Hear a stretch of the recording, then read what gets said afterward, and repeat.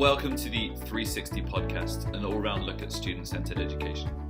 I'm Adrian Pumphrey, and in this episode we talk with Dr. David Gleason, who is author of the book At What Cost? Defending Adolescent Development in Fiercely Competitive Schools. We talk with him about the mental health crisis that is currently facing many students across the country, as well as what is the place of a healthy independent school in a fiercely competitive college admissions world. Enjoy the episode. Well, Dr. David Gleason, thank you so much for joining us on the 360 podcast. It's a pleasure to be here. Thank you for having me. So we've really enjoyed reading your book, At What Cost? It's been very topical for us at Park Tudor right now.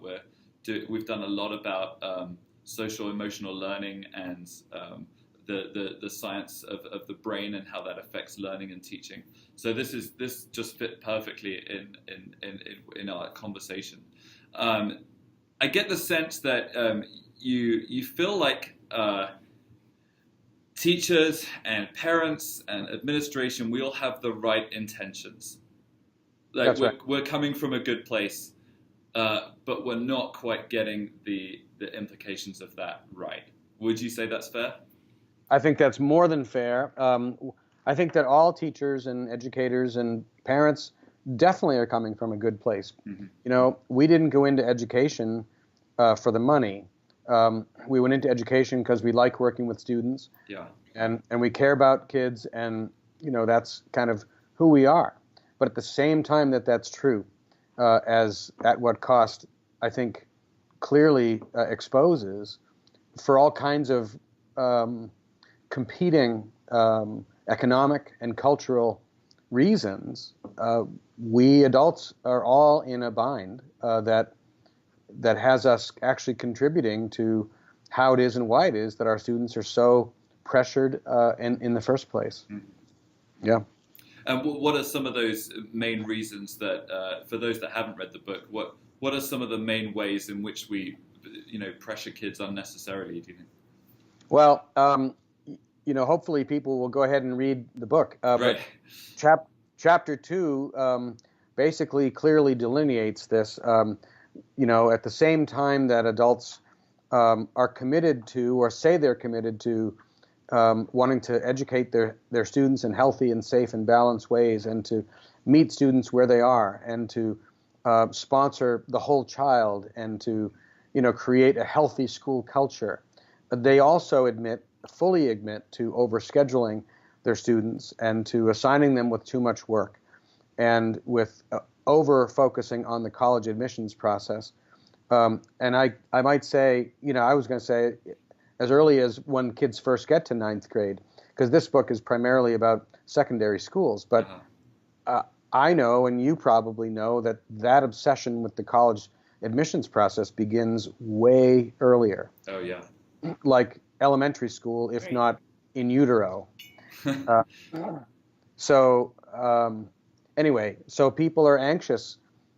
They're coming from an anxiety place because they want their kids to, in this incredibly competitive world, economically challenged world, parents want their kids to go to very good colleges so that they hopefully will then get very good jobs and have lots of money and live happily ever after, as if life were simply that linear. Uh-huh. But it's not. And so it makes parents and teachers feel good to kind of temporarily to feel some relief from all this pressure and anxiety, because if they can bank on the numbers, if they can bank on, well, my son or daughter got perfect SAT scores, or has a great score on the IB, or has completed 5 or 8 AP courses, well, he or she's going to do just fine. They're going to waltz into very selective colleges and then have wonderful lives. But again, as you know, it's not that linear. Right. Life doesn't happen that way. Right. And the kids are paying a tremendous price for all this, uber excellence that they're expected to maintain. So one thing I liked about what you did with the book is that a way to address this double bind, instead of focusing on individual students, which of course, we have a support team to help with that, should a student need that, but you're really getting at sort of a cultural change or a school cultural change. Absolutely. And certainly, what part of what you recognize in the book is that it would be difficult for a school to make that change, but that it's important to sort of take that leap of faith. And while it might initially seem like it's giving up some old traditional sense of rigor, that the benefits would outweigh perhaps the fear that perhaps drives schools to stay paralyzed in that double bind. Can you talk more about why that leap of faith is important and why it's worth sort of going through those difficult steps? Well, it's not. I wouldn't call it so much a leap of faith as much as I call it. I mean, this book is ultimately, if you really focus on it, the book is ultimately about promoting adult development and adult growth, and that the irony, as I end the book, the irony is that in schools that are ostensibly focused on the health and well-being and development of the students, need to be focused primarily now on the health and well-being and development of the adults. Because when adults grow and develop, they will be able to, in these important ways, they'll come to new understanding. They'll come to new ways of knowing these problems, and they'll be much better positioned to not just develop, but maintain what I'm calling developmentally empathic environments for the students they're teaching. So what feels like this kind of leap of faith concept is actually I'm asking adults to begin collaborating in ways that they've never collaborated before, to challenge each other, to challenge themselves towards growth and development for themselves, so that they're more grown, more developed, more capable from that healthier, more developed place of knowing what's in kids' best interest and keeping to it. So in the book, I talk about this concept of adaptive change and adaptive challenges versus technical challenges. And that's the best way I can articulate it is that these aren't technical. There's no expert, who can come in to Park Tutor School and just fix this. Much as if you can find someone who can do it, do that, because it's way easier than asking adults to grow. But adaptive change means that they have to come together and think together and recognize where they have to begin making changes and begin trying to do that, despite their fear of doing it. As the book points out, so many adults are afraid that if they didn't overschedule these students, if they didn't obsess on the college process, if they didn't assign all that homework, if they didn't, expect their students to act like adults and think like adults before they actually are adults, the adults fear that the adults, would be seen as intellectually soft or as having lost their sense of rigor, and they would lose their reputation as an elite school that has historically gotten kids into very good colleges. So that's clearly the bind that they're in. And that bind, that fear, keeps them from doing anything but continuing to overschedule and overwork and, quite frankly, overwhelm the students. And to my knowledge, that's not fair. So adults have to challenge themselves to figure out what they can do and how they can do it. And that's what adaptive change is. It's adapting, it's growing, it's learning, it's challenging themselves in these very difficult ways. Anyway, I could talk forever about this, but that's the gist. Yeah. And I was just wondering, because we could completely change our culture to become a lot healthier and sort of a lot more friendly to this adolescent process. But I'm just wondering, in a world where college admissions doesn't change all that quickly, and colleges don't change all that quickly, and we've still got these highly selective colleges that kids want to get into. and often for very good reason. How much can we change before the college and the college admission process changes? Yeah, it's a good question. I think that two things can happen. My sense is, imagine. So I just spoke last week at the NAIS annual conference in Long Beach, California, and I had about 500 people in my audience, and what I'm trying to promote, and quite frankly, NAIS is supporting this book, and they see it as an important adventure, an important influence, because they're trying to say schools need to be doing this kind of changes. It's in kids' best interest. But if you can imagine, NAIS, and I'm sure Park Tudor is part of NAIS. Yes. That imagine that the 1,800 schools that make up NAIS. Just imagine that 1,800 schools en masse decide we're doing things differently. We're going to change the way we do things that has kids' mental health and kids' physical health as our number one priority. And that means we're not going to assign all that work. We're not going to obsess on the college process. The kids will do just fine, quite frankly. They'll still get good grades. They'll be fine. If the schools said we're not going to make kids take 5 APs, we're going to allow them to take 3, or we're not going to hyper focus on the IB. We'll let them take it, but we're going to have a healthier approach to this. If these 1,800 schools started pulling back, how can the colleges not respond to that? 1,800 schools is a powerful group. In the book, you probably remember, I quote Margaret Mead as having said, "Never doubt that a small group of thoughtful, committed citizens can change the world. Right. In fact, it's the only thing that ever has." Imagine that 1,800 schools worth of people is that small group of thoughtful, committed citizens, thoughtful, committed educators who say, we're doing things differently.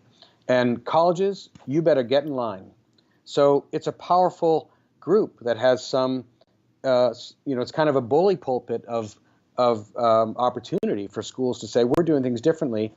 And I think colleges would respond in kind to that. Having said that, I've also been more recently working with a small group of colleges that are also trying to make adjustments in these processes. It's going to take a long time, but they are concerned because more and more students are coming into their colleges already with mental health challenges. Mm-hmm. They're bringing their antidepressants with them to college. Right. They're anxious and they're already struggling in colleges with mental health problems. So I was at a workshop with college people last year when the focus was on trying to improve student well-being in the colleges. And I got to speak at that conference as well. And the gist was I got to say, because I felt like I had an opportunity to say it, I said, I'm all about helping you think about programs to improve student well-being and mental health in colleges. But I got to tell you, you're a little late. Because it's kids in middle school and below who are already significantly overworked and undone by this. Mm-hmm. I worked with not too far from you guys. I worked with a school district. Well, it's kind of far, but in Ann Arbor, Michigan, and they recently had a suicide in this district of a 7th grade girl. It's horrendous, and her mom told me that she had been very focused on her grades. She was trying her hardest, and she was a pleaser, is what her mother referred to her as in terms of trying to give academic effort. And the mother was distraught over the fact that at her daughter's funeral, nobody mentioned her daughter's grades. And she said, tell people grades don't matter. Right. And so this is this mess that we're in.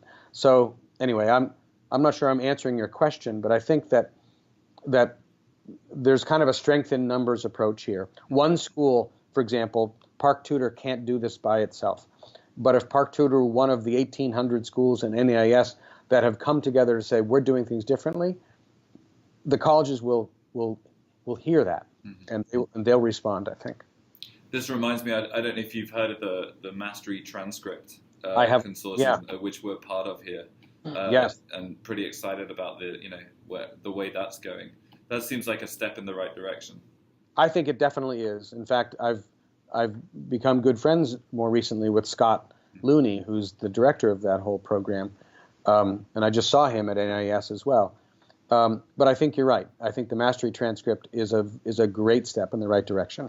What's interesting about that, though, is that college counselors, particularly independent college counselors, aren't so happy about that because it's undercutting what they do.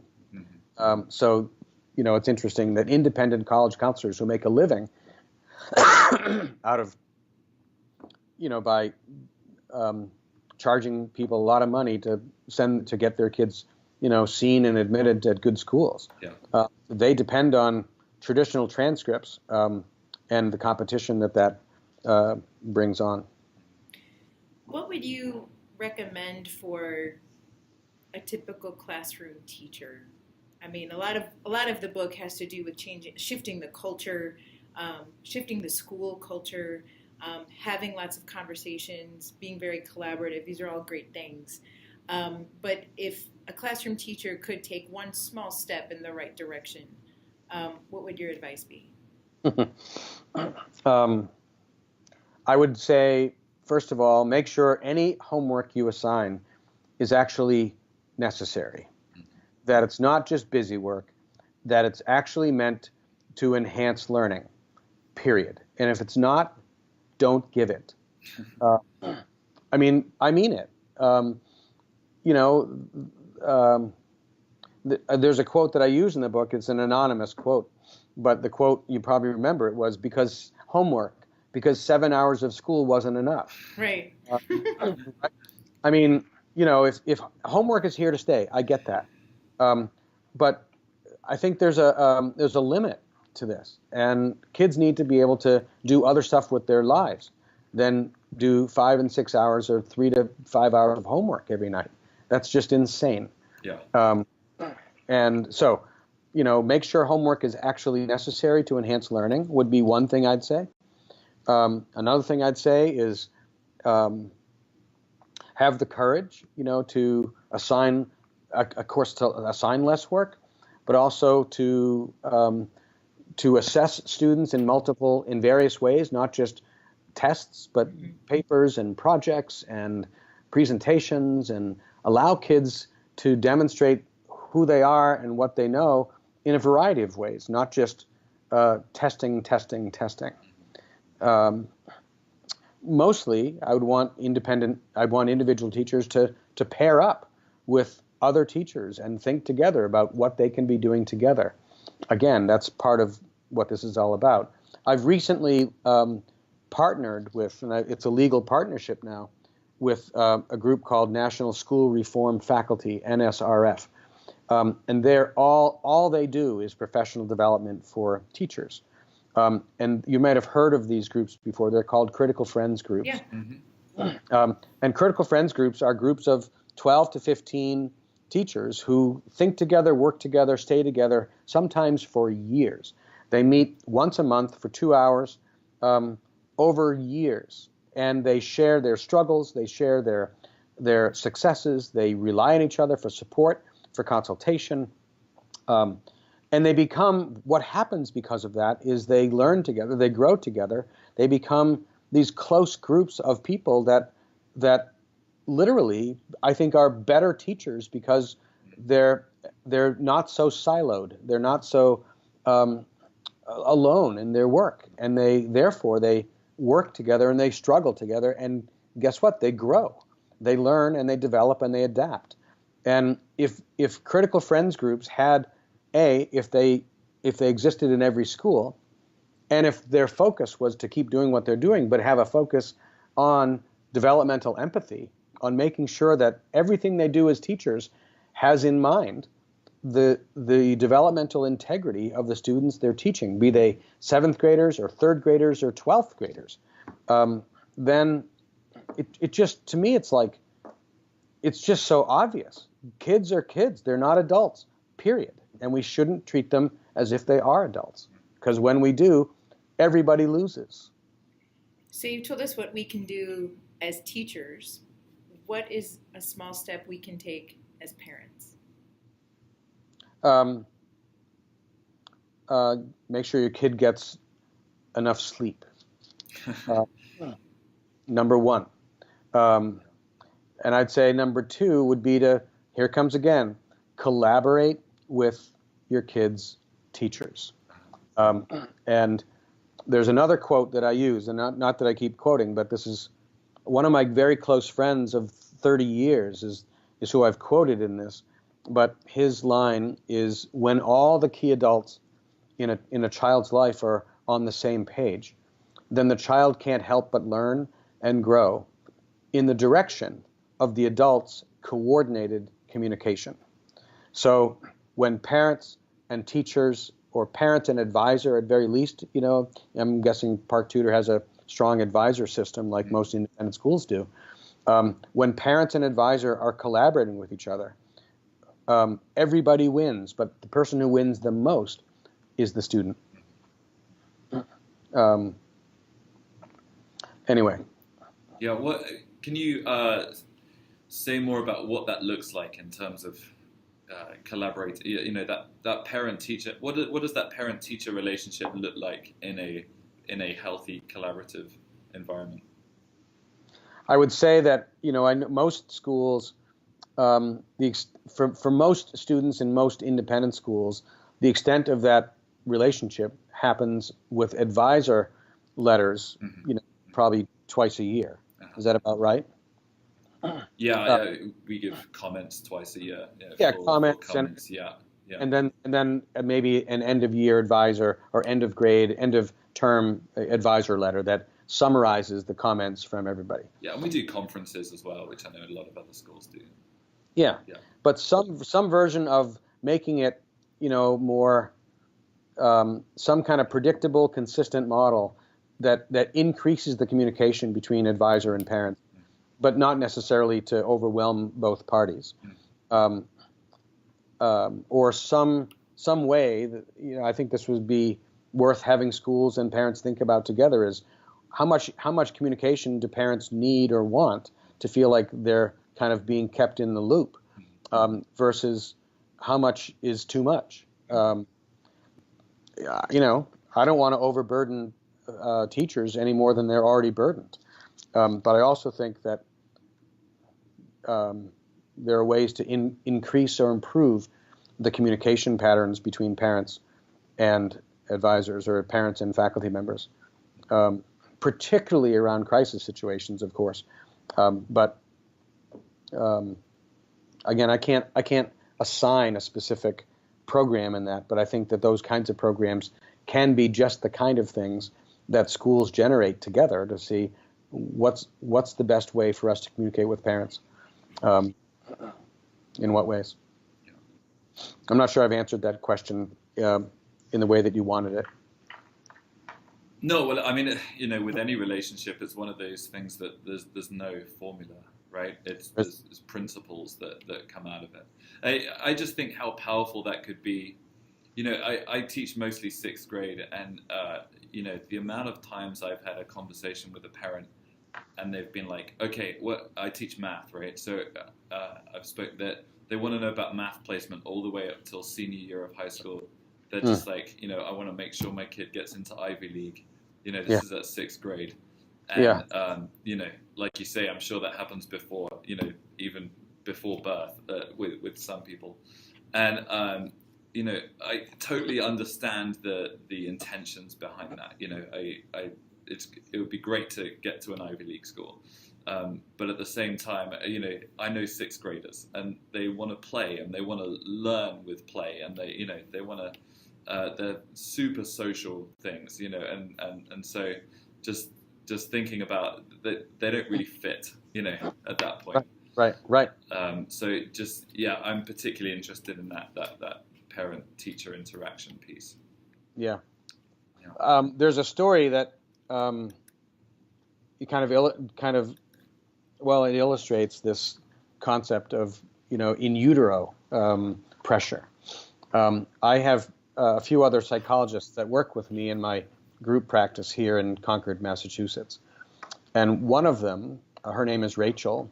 Rachel and her husband had their first baby a year and a half ago. So he was born in July of 2017. In February of 2017, several months before their son was, they didn't know it was a boy, but before their baby was to be born, Rachel contacted a local daycare center that had a very strong reputation. It was a good daycare program. And she said, I'm calling just to inquire about whether or not there might be a vacancy for our baby in the fall, in October or November of 2017. You're shaking your head. And we both know. And they said, we're sorry, but we're fully enrolled for both October and November of 2017. And then they said, and here's the killer, they said, in fact, we're also fully enrolled for October and November of 2018, which meant that in February of 2017, this daycare center was fully enrolled with babies, with financial deposits, with babies who had not yet been conceived. Right. You have to book those a year and a half out. Oh my word. So here are these hope to be, want to be parents who haven't even conceived a kid yet, who are already booking financial deposits a year and a half out, because they want their kid to go to the best daycare center. If they're lucky enough to have a kid, the best daycare center, so he can go to the best preschool, the best elementary school, so that he can go to Harvard. This is crazy. But here's the last part of this story. This is a funny part. They then said to Rachel, they said, but if you can hold out, if you find another facility for the first 2 years, usually, and at the 2-year mark, we often have lots of vacancies because a lot of our parents transfer their 2-year-olds to another daycare program that educates executive functioning for these 2-year-olds. And so, and she said, we allow the kids to play while the other daycare center has an executive functioning training program for 2-year-olds. And you're thinking, what does that look like? Yes. They're 2. Wow. They're 2. Let them be 2.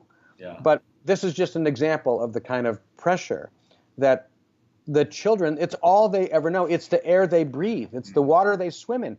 They have no other context. This is why, and I didn't write this in the book. I didn't know about it until later. But Jean Twenge is a generational researcher. She's written about millennials and she's written about other generations. Well, she's just written a book called iGen, Internet Generation. And she refers to this generation as children born between 1995 and 2012. And those are the kids in our schools. And she refers to those kids. She said these are kids who basically have grown up with iPads in their cribs. All they've ever known is the internet in their lives. And she said this generation of children is at the forefront of the most dangerous mental health crisis in decades. This is the pressured life they're living. And schools, we're all good people, but we're all contributing to this pressured environment. And we have to stop. One of my favorite quotes from your book was from psychologist Robert Keegan. Is it Keegan? Yes. Yeah. The cost to a person of being unseen, of being seen as the person one might become rather than the person one is a bewildering experience of being unfairly demanded of. It's exactly right. I think about how much growing up I felt like my teachers or parents talked about my potential, that can actually be something difficult for a student to hear. It's nice to hear that people believe in you, but for them to treat you as someone who you might be someday, maybe, rather than the person you are right now. I just thought that quote really hit the nail on the head. It does hit the nail on the head, and I'll give you the history to that. I had Bob Keegan as a professor in graduate school. Oh. I had a full year of Bob Keegan, and the first time I read that quote comes from his then current groundbreaking book on lifespan personality development. But I had him in 1989 to 1990 in my first year of my doctoral program, and that's how long I've been thinking about that very line, because it's exactly right. And so you get extra credit for highlighting that line. Thank you. We are coming to the end of our conversation, but I just wanted to ask you, getting kids into selective colleges, it's a big selling point for independent schools. It's a big raison d'etre for a lot of these schools, right? And in this new, more student-centered sort of healthier outlook, where does that shift go for the independent school? Where is that unique selling point shifting to? I think if schools again united and had the courage to do what's right by kids, I think they'll be even in more demand. Mm-hmm. If they do the right thing, kids will be healthier, and if kids are healthier, the schools will thrive, and everybody will win in that situation. I actually think in situations like this, for schools to think about things like the phrase of less is more, being more focused on fewer subject areas, allowing kids to go deeper into certain areas, and not having to be absolute masters in everything that they do, is a setup for who they are. So again, less is more. There's a school that I write about in the book that had the courage to do in this experiment on this school start time. They had previously been under pressure for previous couple of years to change their school start time to a later school start, to 8:30 from 8 o'clock. Mm-hmm.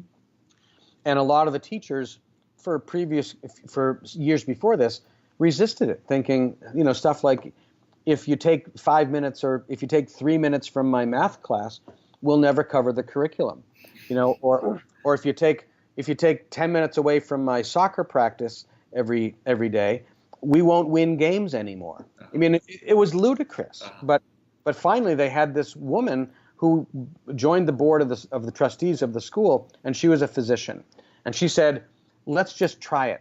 We don't have to decide. Let's just experiment. So for one semester, they changed the school start time to 8:30.